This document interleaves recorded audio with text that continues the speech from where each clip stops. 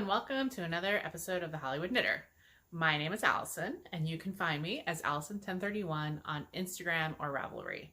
I'm recording on Monday, March 2nd, 2020 from my home in Los Angeles, California with my cat, which I'll show you because she, insists. My cat, Cloudy.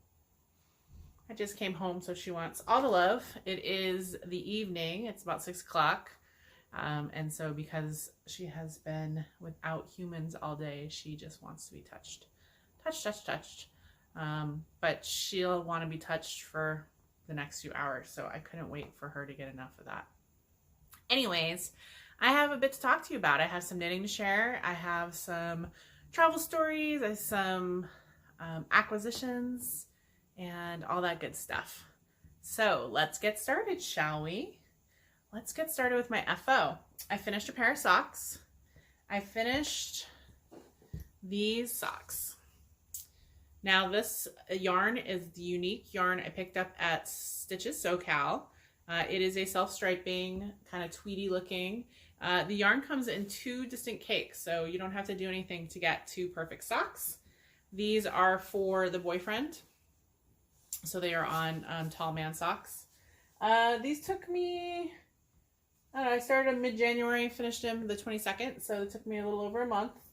And then the yarn itself is 440 yards. Nothing special. I did my toe up. I did kind of my standard increase and into it, so it wasn't an afterthought heel or anything like that, as you can tell from the color change, kind of how it goes in the heel. But I really like the color. I had said last time that the yarn is splitty, and it still was, so it wasn't good movie theater knitting, but the finished product is nice. It did seem a little tight. I did my normal stitches, 72 stitch circumference for him. It's Monday night, guys. This is what we're gonna get for him. But it was tight, so I actually blocked these on the blocker, which I haven't done in a while. So I just threw them to soak for a little while, rinsed them out, and then put them on the sock blocker, and then they feel much less tight. They definitely softened up a little bit, loosened up a little bit.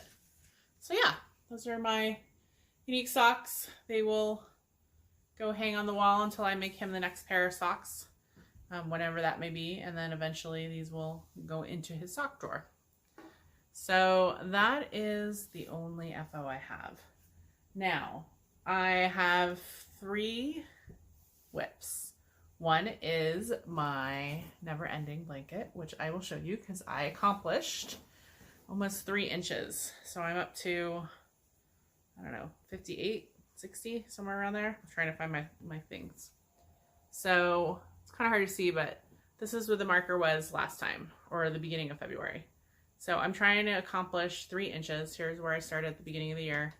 So I did pretty well. Linen stitch, sock scraps. I've seen it. Don't want to talk too much about, but I do want to keep on it because I am trying to finish it in June or July, and I have probably another 12 or so inches, maybe a little more. Yeah, but I'm coming along. I tend to seem to be working on it and start to stop. So I'll work on it like it's my main work for a weekend or a week. And then I kind of put it away because it is time consuming. And it means I can't knit on my other projects that I want to get done this year. So I cast on for my sweater. It is the Spectre sweater by Hoagie Loki Telly, using sock yarns, fingering sock weight yarns from my stash. So I finished the top, and I've started in the second color. I was going to make some adjustments because I'm making a sort of larger size to account for the fact that I wasn't sure if 4 skeins were going to be enough. But I decided I wanted to use all of this. This is Invictus Yarns Confetti and Trick or Treat. I wanted to use all of it. So I basically did use all of it, and then I started to do the striping sequence. So I was able to follow pattern basically, and then start the striping sequence. However, I was not able to finish the striping kind of fade sequence. she calls for, it's like over 20 rows, and it goes like, you know, one of this and then one of that, 1 1 and 2 1 2 1 2 1. I had to end that a little bit early, so it's not quite as fadey as maybe I would like. It's slightly abrupt, but I can live with it. There is some fading, and then by doing this, I did not need to save any of it for the sleeves, because basically I've already changed at the top of the sleeves. So yeah, I tried it on yesterday and it fits up here. Seems like it's going well. It's hard for me to tell when I'm just past the underarms, like, because you can see I only have, what, an inch and a half done. So we'll see how it goes. I'm hoping to finish this with the 4 skeins. That might mean that my sleeves can't be full length, but I'm okay with that. I think I want to do 3/4 length sleeves on this anyways. So I'm about, I don't know, a third of the way through this. I'm hoping to get 4 inches of the solid color before I start the fade, because the fade is 20 rows, so that's roughly 2 inches. So that would give me 6. And then I wound up the next 2 that I want to use. Oh, so this yarn is Bruce City, Felis Leo. And then this is Black Cat Aya Saran, which is the next one. So it has the oranges and then the grays. And then my last color will be Show Me, and this is, I don't know, some kind of gray. So hoping that will work well. I had some kind of vague hope of finishing this by the end of March, and I don't think that's going to happen. I think based on what I have upcoming, I'm going to get as much as I can done this month. But then I think I'll have to be finishing it towards the end of April, beginning of May, because of the upcoming travels I have. And I'm not going to bring a sweater with me when I go international travel. It's just, you know, too much to carry when you're trying to go light. But overall, I'm pleased with it. I haven't made any modifications. Following everything. The only thing I did have to do is go up needle size to get gauge. So I think she calls, I don't know, what did she call for the gauge? I think she called for like 2s, and I'm doing like 3s. So I had to go up a little bit. But I love it. I love the colors, and I think it will be very me and very cool. So that is the Spectre by Joji Locatelli. And I'm excited doing another sweater, and I'm excited to get 4 skeins of sock yarn, probably almost entirely out of my stash. I think I'm going to have to use every bit of them. So then, because I finished my socks, I had to pass on another sock. I was doing it last minute. I didn't want to take the time to wind something, so I grabbed my last sock blank that I got a few years ago from Gail's Art, and this is an Exploding Pumpkin. And what I love about a sock blank is you don't have to do anything but start knitting from it. So I have started just a normal toe-up sock. This one's going to be for me. And I'm really not doing too much. I'm doing kind of a broken rib. You can't really see it. Sort of see it. Just a broken rib detail to keep me a little interested. Yeah. And now it matches my socks cube that I'm using, my Halloween sock cube. So these will be my socks, purse socks, travel socks, going on for the little while. Speaking of socks, I seem to have had recently a few issues with my socks developing holes. Now, in the past, I said I didn't want to darn, but one of the socks, which I didn't bring down, that got a hole in them. I'm pretty sure it was on the ball of foot. I snagged it on something while I was wearing them, and they were relatively new, like within the past 6 months. So I did not want to lose them already. So I did darn them, and then I had another pair that are much older that I noticed they hadn't sprung a hole in the foot, but they were going threadbare. So I took the opportunity to kind of reinforce them. Then I picked up some socks this past week, and I don't know what's going on. Let's see if I can find it on this one. Where is it? But I have this. So You see that little hole right there? A little hole right there. I can't tell if it snapped, if it just got weak there, if I have a moth, I'm not sure. But it is small, and so I'm going to darn it. So I wanted to show you guys. So I picked up another sock and had the same thing, which leads me to believe that maybe I have a little moth in my socks. We'll see. I do keep my socks in my closet on top, so it's not super dark in there. And I looked to see if I could find a moth, and I could not. But that's not to say that some critter isn't munching on my socks a little bit, which is okay. For these ones, these are old. Old. So these pink ones are from, I wrote it down, I went back. They're another Gale's sock blank, and this was from 2015. So these are 5 years old. And then this sock is Mr. Bear yarn from my friend Emily Fancy Pants when she was doing some dyeing. So these are, what are they? 2013. So 7 years old.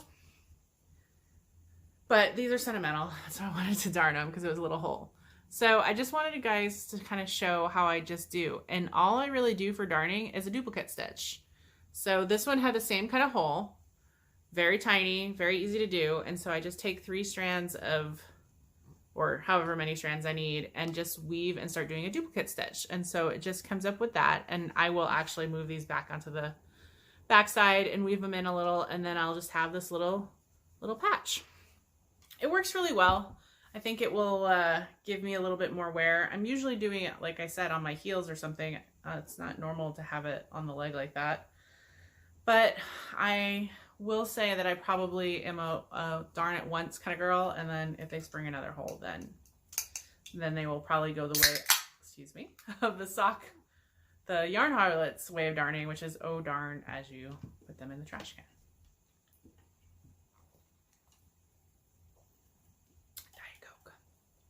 One of the most worrisome stories I've heard about the coronavirus is that because China is obviously a large supplier of many things for many industries, but they provide the fake sugar that goes in the Diet Coke. So depending on how long factories are shut and things like that, it may, in a few months, impact the Diet Coke, which would make me sad. That was the saddest news story I saw, was that I might have a Diet Coke shortage. I also have to say that Diet Coke in the US, I'm not sure which fake sugar it uses, but this is the flavor I like. They use a different fake sugar in Canada, and then I was just in Mexico, and they use a different fake sugar there, and I don't like the taste of the Diet Coke in either one of those places. So I'm very particular about my fake sugar in my Diet Coke and how it tastes, and so far I only like the US version, and I'm not sure if they sell it in this particular form in other countries or not. But yeah, so I have another sock to darn, and for this pink one, because I didn't go back and try to find if I had any more leftovers of this yarn. I just went into my scraps and just picked up a color. That was gray. This one will be pink. It takes me all of 5 minutes to do a duplicate stitch to kind of repair that hole, and then I got more wear in my socks. Though, to be honest, I could use with some culling of the sock because I am out of room in how I store my sock yarn. But it's not time yet. I'm not ready to let these go. Not yet. So, what else do I have to share with you? Well, since I last talked to you, I did a trip to Mexico with the boyfriend. We are followers of the local soccer team, LAFC, and they were invited because they were number 2 or 3 or one of the top 4 teams, basically, almost won. They were invited into the North America Champions League, which involves the U.S. and Central American countries. So when we were pulled to play Lyon, and the boyfriend said, hey, let's go to the game. And I'm not one to say, let's not go to a foreign country. That's just not me. And he doesn't usually want to travel. You know, he's not a big traveler. And so the fact that he was willing to go and wanted to go, that was awesome. So we ended up going down to Leon, which is about 3 hours north of Mexico City, kind of smack dab in the middle. And it's in the, not republic, the state of Guanajuato. And that also happened to be where his mom was from. So when he was a kid, he used to go down there on summers and hang out with family members and stuff like that. It's been many years, and I think there's really not too much direct family that they talk to anymore down there, though when he's in a joint chat with all his cousins and aunts and stuff. When he said he was going there, like, they're like, oh, you got to look up my cousin so-and-so and this and that, which we didn't have time to do. But there are still, I think, second and third cousins down there that, although he doesn't talk to, are still in touch with some family members. But we ended up flying into Leon on a Saturday. It pretty much took all day to get there because we went out of the local airport in LA. LAX is the big giant airport, which it's a big giant airport. But we live closer to the Burbank Airport, which is a smaller regional airport. Doesn't have as many flights, but they actually had a flight on American where we could connect via Dallas. And so we did that to fly to Leon. It meant that the trip was longer because it wasn't a direct, and there were some directs, but it was easier. We didn't have to deal with LAX. And, you know, when you're traveling, and I like the actual act of traveling, airplane travel and things like that. I'm weird that way. So anyways, we pretty much spent all of Saturday getting there. We got into Leon about 10 o'clock at night, 10:30 at night.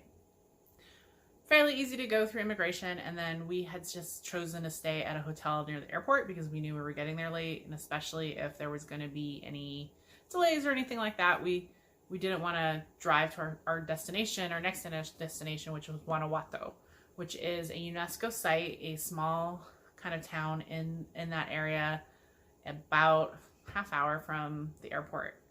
And it is a very cool city. It is in a bowl, basically, and underneath it there's all of these tunnels that used to be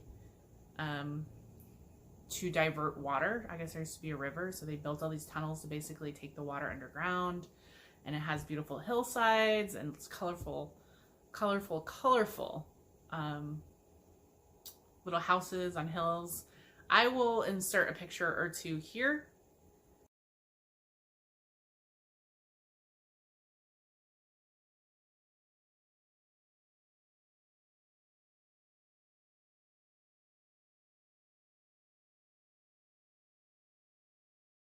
So you can kind of see what I'm talking about.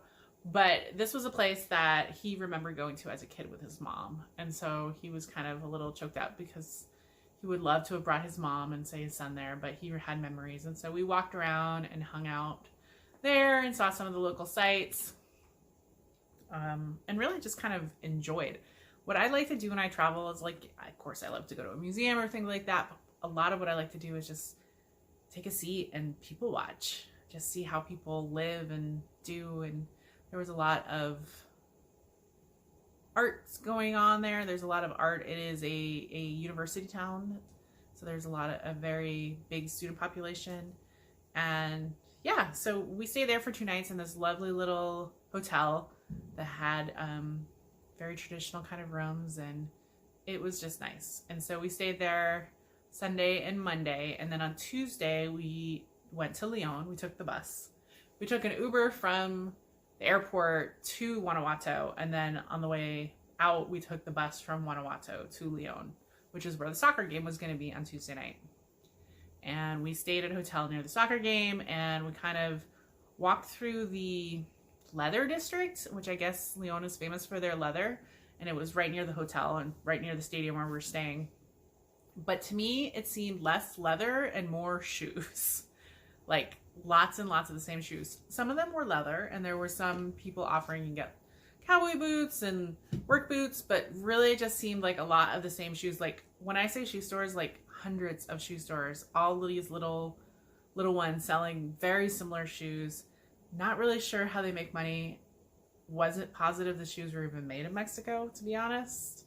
They looked like not made in Mexico. So that was a little disappointing. I'm sure that there were kind of areas where if I'd wanted to get a belt or something like that, but we sort of just walked through it. It was warm. It was very warm when we were there. It was in the 80s, high 80s most of the time. So we kind of walked around and went back to the hotel, chilled out, and then went and met all of the supporters for LA that were meeting at this plaza that was like a mile away from the hotel. So we walked over there, and it was kind of interesting. It seemed like they just picked a strip mall that had like one or two restaurants to drink at, and I don't know if they told them like 600, 700, 800 people were coming starting at 1 o'clock. We didn't leave there till 7. The game was at 9:30. The places we went, they ran out of beer, like almost all of them. Gets a little crazy, a little rowdy when you have all these fans that were kind of known for the fandom. And it was fun that everyone went, and it was fun that everyone was there. But then from there, we were supposed to walk to the stadium. As I said, it was like 3/4 of a mile to a mile away, escorted by police. And that was all good. You know, we started lining up at 7, and then we started walking at 7:30. And then we start walking, and we're chanting, and they're stopping the street for us. But it was so slow going, like super slow. And then the route they made us take, and I'm like, this isn't the most direct route to the stadium. Like, they're making us go in circles. And we had been having a few beers, and I drank a ton of water because it was hot. And 45 minutes into this walk, you know, we're still really far from the stadium, and I'm just like, I have to go to the bathroom. So I was like getting very uncomfortable. And we're walking, and I'm like looking at my phone, and I'm like, we're not getting closer. And I'm like, we got to peel off. We can't go with the group. I don't know where they're taking them. I would love to be able to stay, but I have pressing needs. And unlike the gentlemen who were being, and I use that very, very loosely, who were taking advantage of potentially, say, some trees or some other things, which was not really appropriate because we were walking through a residential neighborhood. But, you know, when younger people have a lot of drinks in them. So we peeled off and walked back to the hotel. I was able to walk back to the hotel, use the restroom, walk the rest of the way to the stadium, go the wrong way to the stadium to try to find our gate, have to walk all the way back around the stadium, and still get at the end of the line before they even started letting any of our supporter groups section in. I don't know why. Well, we had different ideas of why they made us walk around so much. We're very loud supporters, so some people basically said it was to tire us out so that we wouldn't be so loud when we were cheering at the game. Now, Lyon seats 20,000 people, and we were 1,000. So we had a good away team representation, but we were not going to drown out the Lyon fans. Anyways, when we got back to the stadium and we're waiting in line to get to this line, it is like a line into one area because they gave us seats all in the same section, lined with riot police, like 50 riot police and horse mounted riot police. Riot police with the face mask and the shields. And we're just like, we had just walked there from the hotel surrounded by Lyon fans. Everyone was being, jokey and friendly, and there was no problem. Like any other sports game, I feel like they just way overreacted with this riot police thing. Anyway, so then we get in, and they held us intentionally, I think. They held us until almost the game started. Now, normally we would get in and we would cheer during warm-ups, we would watch our team warm up, we would watch all this stuff, and they kind of kept us out until almost right before the game started. Then we get in there, and we're like in a cage section. I've never seen this before. We are in a section of the stadium, which if you've ever been to a stadium, it's like one section. We had our own entrance, and then we had a fence, and we couldn't go out anywhere else in the stadium. I was like, okay, so how do you get a beverage or a snack? And they're like, oh no, the vendors come to you here. Okay. And slowly but surely, it's like some, I don't know, like candy vendor came by. Not the same kind of vendors we have, but like a candy vendor, like a taffy vendor. But then we're like, well, you know, where's the beer? At this point, it'd been hours since anyone had a beer. And then we get it that they're not going to let the beer vendors come to us. They're not going to let them in the fence, the police. They were not going to give any of the LA team any adult beverages. Then they gave us a water vendor, which is good because we're cheering the whole time. And I was just like, I am parched. I need some water. And then the water came and they charged us.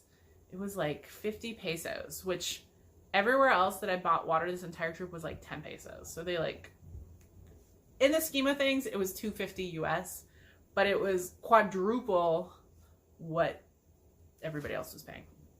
And then they wouldn't give me a bottle of water. They actually poured the water in a cup because apparently they have an issue with throwing things. So that was interesting. And then we cheered and we actually ended up losing the game 2-0, which was fine. And then then they wouldn't let us leave right away. They made us stay before they would let us go till like the stadium mostly emptied out. Then they finally let us out, and then they held us outside for a little while longer, and then finally dispersed. And it was just like, come on. Nobody was giving us issues. And in fact, once the game was ending, some people were exchanging like scarves with other fans. Like scarves are a big thing in MLS where you have scarves representing. So that we were, you know, exchanging with the Leon fans, or people were doing jerseys or t-shirts. And yeah, I think it was definitely an experience. Let's say that. And so by the time we got out of the game, by the time we got back to the hotel, it was 12:30. And yeah, then we went back to the room and went to bed. And then the next day we were leaving noonish, I think we were flying out. So we took the bus. Luckily, the bus station was really close to our hotel. We walked back over to the bus station and took the bus to the airport, and everything was fine. And then flew back. So that was our little trip to Guanajuato. Highlights in Guanajuato, as I said, walking around, just chilling and having a beer. We were there on a Monday, which apparently a lot of museums are closed on Monday. So we were going to go to one or two museums that ended up being closed. We took a funicular that goes up above the city, and then there's a monument there. I wasn't really exactly sure. It's this giant guy. He's probably like, I don't know, 3 stories high. But what it did have is a beautiful view of the city. And then we were there in the evening, or at dusk basically, and we watched like the lights come on and the sun go down. It was beautiful. A lot of other people were doing that too. But the funicular was cool because it went up really steep, and a cool little thing, because this is a very hilly town. Everyone walks. We walked over to the one museum we did go, which is the Mummy Museum. And this museum kind of not freaked me out, but I was a little disturbed, let's say. Basically what happened is 50 years ago, 60 years ago, you had to pay to keep your dead buried. So I guess they buried the dead in coffins, most of them standing up. And then if your family didn't pay whatever fee continuous, they dug you up. And apparently in this particular formation, in this particular soil, in this particular unique configuration, your body didn't decompose. So when you were dug back up 10, 15, 20, 30, 40 years later, you were not totally decomposed. Your skin was still there, you had some teeth, and your clothes hadn't decomposed. It was very weird. Then I guess they took these bodies and they turned them into a museum. My boyfriend's mom apparently went when she was a girl, and she said back then it used to be very, very casual almost. Like they had the bodies just leaning against the wall, and I guess some of them were even on strings, and so they would make them pop out at you, just like scare you. Yeah, now they're all behind glass, which is good, but it's still really just disturbing. And then I wasn't sure I was really into it. I didn't take any pictures because I thought that was just not respectful, basically. And then when I saw the ones where it was the babies, I was done. I was like, I do not need to see this. We walked through the rest of it, and it's not very big, but it's the Mummy Museum of Guanajuato. It is one of the main attractions, and it's interesting, let's say. Not my cup of tea. not my cup of tea, but it was open. And what I did like was we walked there. So it was about 1.5 miles outside of the main area, which we spent most of the time in. So we got to see like where everybody lives, you know, all the different, after we walked back, we like saw like a local cemetery and we went down some little streets, and it was cool. I liked that. The actual walk though was hot and hilly. So yeah, so we did that. So that was my little trip. And then we came back, and the way this particular conference or particular tournament works is it's a 2-game, and then the most points goes on to the next one. So we played our first game in Lyon, and then they came here and played, and we beat them 3-0. So that gave us more points, and so we're moving on to the next round. Moving on to the next round, we're playing another team in Mexico. So we are going back to Mexico. We're going to Mexico City this time in 3 weeks. We are playing Cruz Azul in a very famous stadium in Mexico City. And I'm really excited because I've always wanted to go to Mexico City. We're not going to be spending that much time there. The game is on a Wednesday night. So we're actually flying out Wednesday morning, and we get into Mexico City right 2:30. The game is at 9:30, I think. So yeah, and then we're going to stay there Thursday and Friday, and we fly back on Saturday because there's another soccer game on Sunday. It's crazy. Now, I'm not the crazy soccer fan. The boyfriend is, but I'm taking advantage. I do like soccer. I do like going to the games, but I'm not the crazy super fan that he is, but I'm taking advantage of him wanting to travel.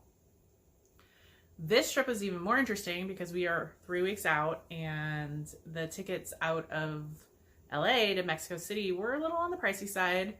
So we are driving down to the border, and we're driving down to the border and we're flying out of Tijuana. Because once you get into Mexico, the tickets for inter-Mexico travel, much cheaper. We're talking like the difference between 2 round trips for us from LA was like almost $1,100 versus flying out of TJ is like $300. Big difference. But that means we have to get up and drive with no traffic. It's about a 2.5 hour drive. So we're going to drive there. Luckily, they built this cool bridge. Very smart of them to basically increase tourism in TJ, because a lot of people do like to fly within Mexico or things like that. So they built a bridge so you can park on the US side and then pay to take this bridge that basically deposits you right into the Tijuana airport. So you have an expedited kind of screening and crossing the border, and you don't have to go anywhere else except the airport. So we're going to do that. So it's going to be an adventure all around. And now I'm trying to decide what we're going to do in Mexico City. I've sort of been looking at some of the major attractions. I'm thinking I want to dedicate half a day to go to the ruins that are about an hour outside of Mexico City. We're going to see. We're going to play it by ear, because in order to do that, we would have to like get up early one of the days. So we shall see. So yeah, that's what I'm doing in March. And then in April, I go to Morocco for 2.5 weeks, and I'm super excited about it. I'm starting to think about what I'm going to pack. I'm going light packing just to carry on and backpack. And so I'm trying to figure out sort of a capsule wardrobe. Even though I'm going for 2 weeks, there is opportunity to do laundry. They have mentioned that, and it was the same when I went to India.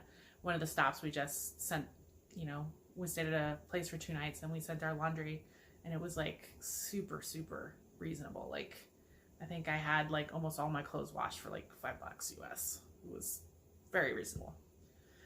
But if anyone asks if I'm worried about the coronavirus, I'm not worried about the coronavirus. I am not the demographic. Even if I was exposed, even if I were to say get it, I'm not the demographic that it would be extremely harmful to. Plus, percentage-wise, it's not something with the number of cases that I'm going to change my lifestyle per se, or my flights. I wouldn't fly to China right now. That I'm not going to do that. But I'm not going to change my travel plans, and I think we'll be fine. If I do get exposed, then I'll have to quarantine myself here and get a lot of knitting done over 2 weeks to try to not pass it on to anybody else. But for myself, I'm not worried about getting sick. I will be doing slightly more precautions than maybe I usually do. Washing of hands, disinfection wipes. I tend to be, I'm not a germaphobe at all. And so it's not my first instinct to like sit down and like wipe down all the doors or wipe down all the handles. But I'm going to try to be a little bit better about it on my travels, especially airplanes and public places like that. So just be a little more germophobic, or for me, that'd be a lot more germophobic, just to try to do my due diligence for that. Oh, I wanted to show you one of the things I picked up in Guanajuato. So there was this beautiful, beautiful pottery place that had all this kind of style of pottery. And we went there, and that's kind of what we picked up for souvenirs. And I picked up this mug for myself. He got a piggy bank, we got a sugar bowl, and then we got 2 plates. Now, all these were wrapped up, and they were in my carry-on bag. And when we went to the hotel in Leon, we had to leave our bags there because the room wasn't ready. And when we went back up, the nice man took the bags up and then dropped the bag that had this, because I forgot to say that there was fragiles, because I forgot that there were fragiles in it. And he kind of dropped it on the ground and like used it to hold the door open. And then afterwards I was like, oh shoot. And didn't want to look, but we did. And the plate I had bought and the bowl I'd bought, not shattered, but broken.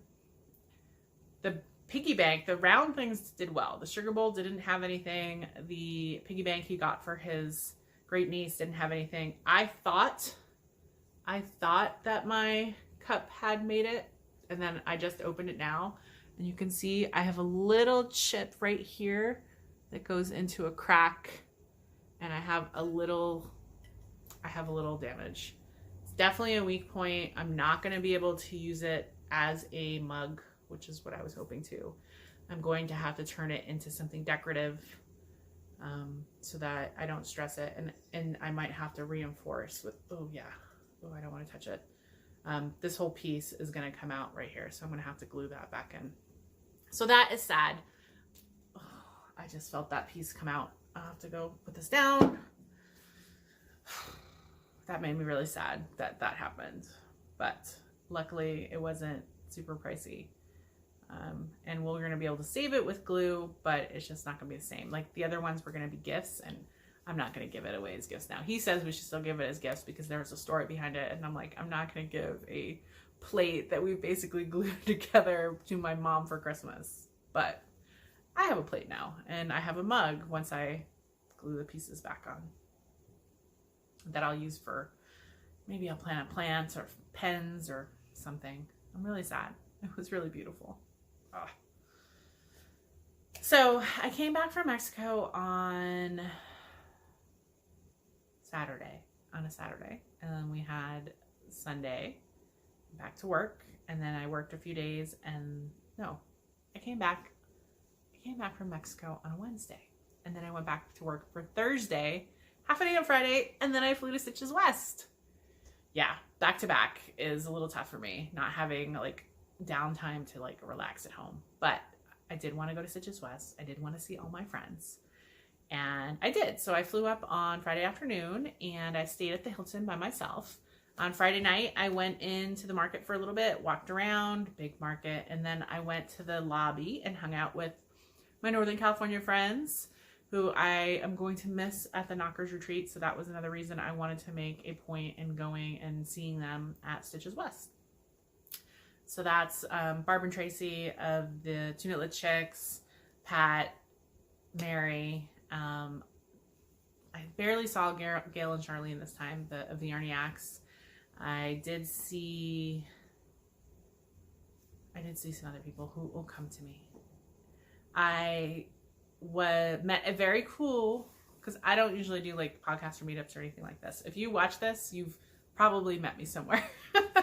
That's how I look at this. So I did meet a wonderful listener watcher from San Diego, and I cannot remember your name, but she actually recognized me. I was sitting outside before the market opened on Saturday.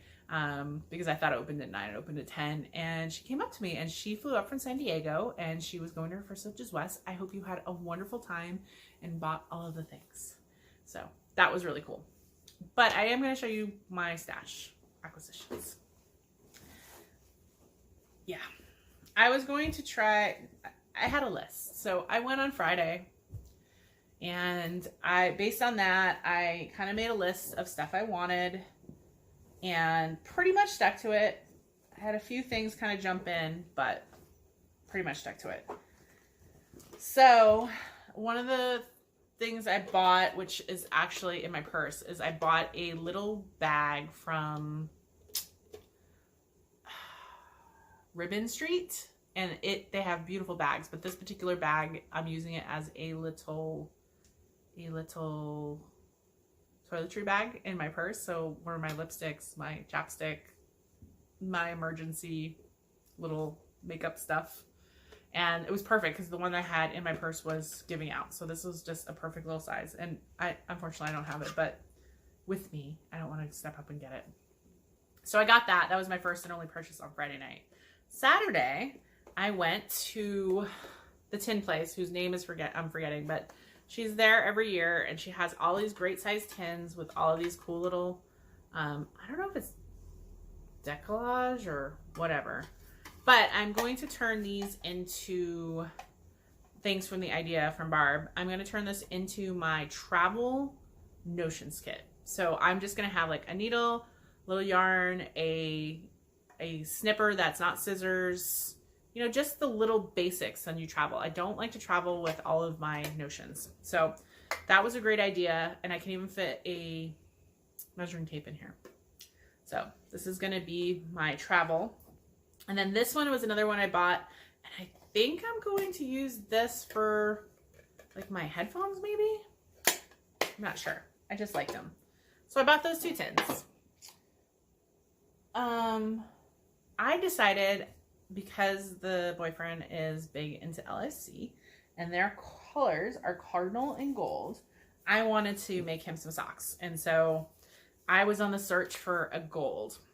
This looks a little way more yellow than it is right now. And I'm sure that's because of the light. I could adjust it. But I picked up this from Stunning String. And so this is just a sock weight, Smashing Socks. And this is toasted gold. And then I picked up a black. It is really hard to find dyers that do black, by the way. And of course, I was looking for black. So these are going to be a set of socks for him.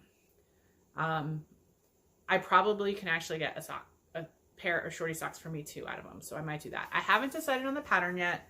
Some type of 2-color. Not sure if I'm going to do something cool. I don't know. I've looked at a few that I have in the queue. But so this is Stunning String Studio, who has a beautiful setup. They have a big booth exactly as you walk in. They have all the yarns, all the colors. They have kits and great samples.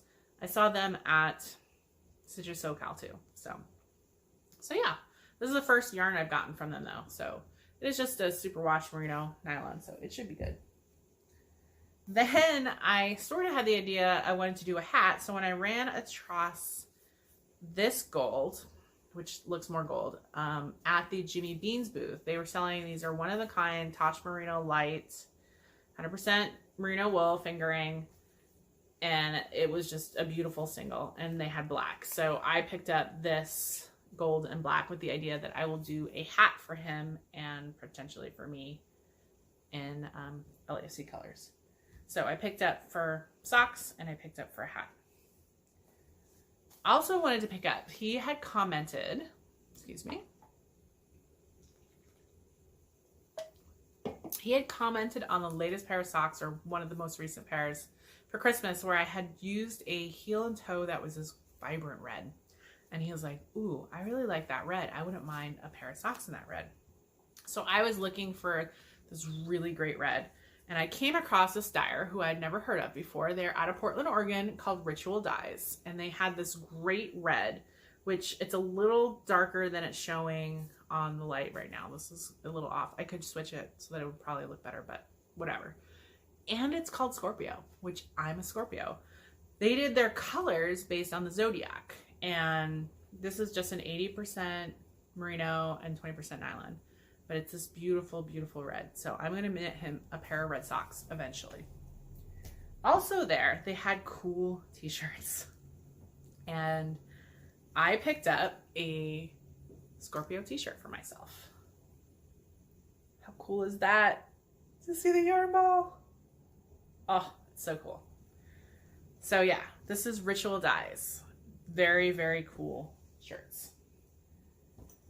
I also I was looking for a brown fingering weight yarn. So I have a set of minis that I got from the Northern California Knitting Retreat 2 years ago that are like a mini set with wildflowers inspired. So they're like blue, they're speckled, blues, purples, a little bit of brown. And so I looked at it and I was like, well, I want to do one of these great projects that use the mini skeins and then a solid other yarn. And I decided I wanted a brown.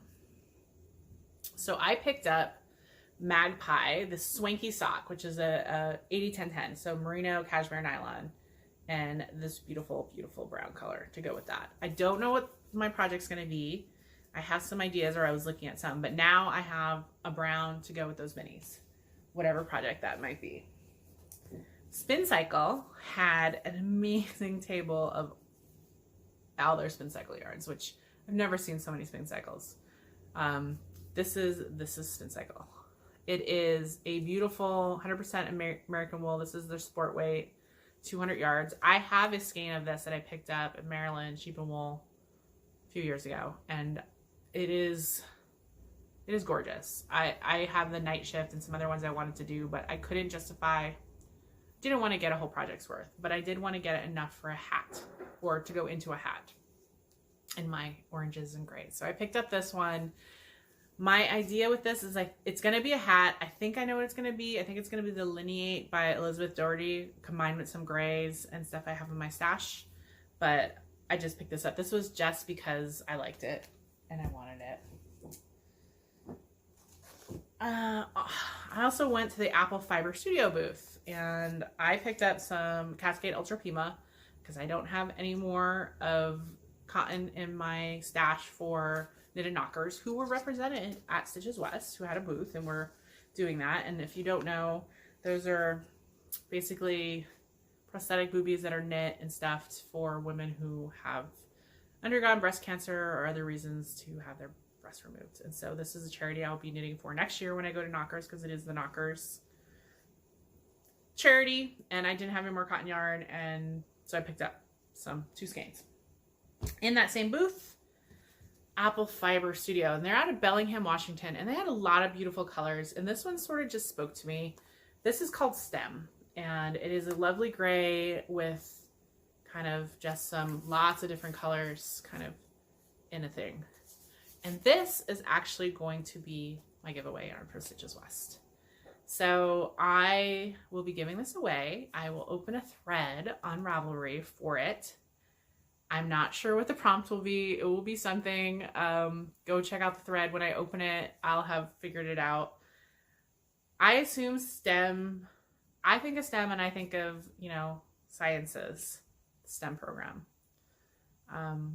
Not sure if that was their actual intent, but it's a beautiful yarn. It's a soft fingering and it's a superwash merino, so it would make a beautiful pair of socks. And I liked a lot of their stuff in their studio or in their booth. The last thing I bought, and this was sort of my last purchase, it was sort of spontaneous, but I saw this yarn knit up, and this is Universal Yarns Bamboo Pop Sock. And I picked this up because my sister is allergic to wool, and I haven't seen a lot of cool bamboo or non-wool sock yarn, and so I saw this knit up. It looked really neat. It was only $12 for them all, and I'm going to knit my sister a pair of socks. So when I give my mom socks and my niece socks, she doesn't complain about, what about socks for me? So these are going to be a pair of socks for my sister at some point. And that's all I've got. So most of it is, although not specific as in I picked the project out, I know what I'm going to make with them. The only thing that is sort of, no, everything is got an idea of what I'm going to do with it. So I was pretty happy. Saturday, for the podcaster meetup, just went over back to the Hilton and hung out with everyone for the afternoon. Had dinner with that crew, which was nice. And then, yeah, did a lot of hung out knitting. Sunday morning, I went back to the market for just an hour, kind of walked around and said, you know what, I've already packed my suitcase. I didn't want to expand it. I had enough in there. And so I was ready to go. And I flew back Sunday. And that was last weekend. So finished the weekend. Just had a day on Saturday where I just didn't do anything. I need that after doing like travel. I love to travel. I love to see people. But needed to recharge. And for me, that is kind of vegging. So did a little bit of that. So that's kind of all I got. Other upcoming travels besides after Morocco, I will be going to Zombie and Apocalypse. So I will see my friends there. Oh, I saw my friends Melanie and Carla. They came in from Philadelphia, the Chicago area, and I see them at different knitting retreats. I'm going to miss them at Knockers, but I should see them at ZK, so that's cool. After ZK, I am going to be going to Comic-Con in San Diego in July. So that's exciting. I think that's all I have on the thing. So if we win this soccer tournament, say we get through it, this one is going to be probably harder, but if we were to get through to the next round, no matter where it is, I'm not going to be able to go because I'll be in Morocco, and I already told him. If we say win it, which is always a possibility, then all of the champions from the different continents play in a World's Champion League. And those games, I think, are in December in Qatar, which I totally do that. How cool would that be? It's still a pipe dream at this point. They got to get through a few more rounds. Tough teams. They just started playing their season. Some of the other teams have been playing a little longer. You know, injuries, games. But we'll see. It's nice to dream. And yeah, I think that's all I have. I know this has been a long one, so if you got through it, thank you. Thank you for watching. Thank you for people who said hi. Sorry anyone I missed saying hello to. Yeah. Anyways, that's a wrap from Hollywood, where fantasy meets fiber and dreams are knit. Bye, everybody.